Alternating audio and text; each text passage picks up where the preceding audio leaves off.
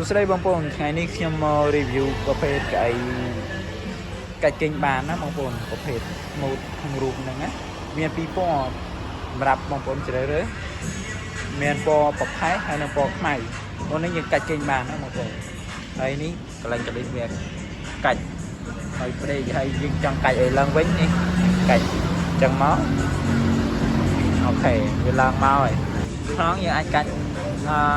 ទាញឡើងបានណាបងប្អូនពីយើងអាហ្នឹងយើងទាញដៃពីរដៃកាន់គ្នាមួយមកហើយមកជើងទៀតកាន់គ្នាមកយើងទាញឡើងទៅអានេះវាទល់នឹងអាស្បែកនេះហើយវាទល់ខ្នងអញ្ចឹងណាបងប្អូនពេលយើងបែកទៅវាទល់ខ្នងវាគាត់ខ្នងឲ្យត្រង់អញ្ចឹងណាបងប្អូន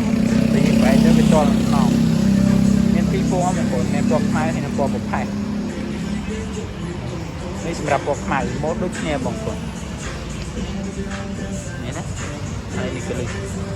អាចគេងបានបងប្អូន